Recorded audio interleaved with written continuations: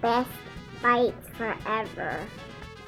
Hey, what's up everyone? I'm Chef Alicia, and in this video you're going to learn how to make this Mexican watermelon salad.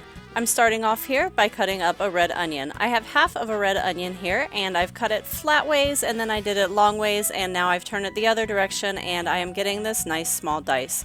I'm going to set this over to the side for just a minute while I cut up my cucumber. This type of cucumber is called a hothouse cucumber. It is also called an English cucumber. You are welcome to use regular cucumbers. It is totally up to you. I just happen to prefer this one.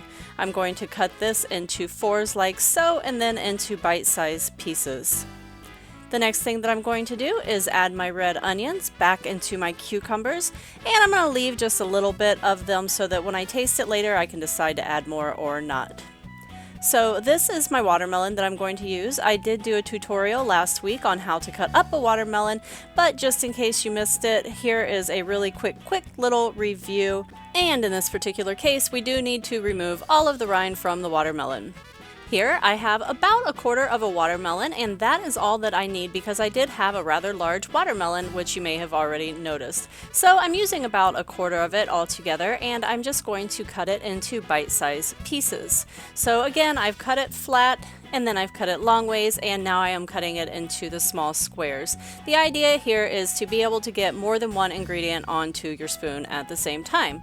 So I put that over to the side, and now onto my cilantro. I'm only going to use the leaves, and I get those by pulling backwards on the stem. The next thing I'm going to do is put it into a nice little pile and chop it up. I'm only going to go over my herbs, my cilantro, like 2 to 3 times. If you chop it any more than that, you usually will end up losing the oil out of your leaves, which is not good. The next thing I'm going to do is juice some limes, and then I'm going to set that juice to the side while I cut up my jalapeno. So this is my jalapeno, and for me, I'm removing all of the seeds as well as the ribs that hold the seeds. This is where the majority of the capsaicin is inside of the jalapeno.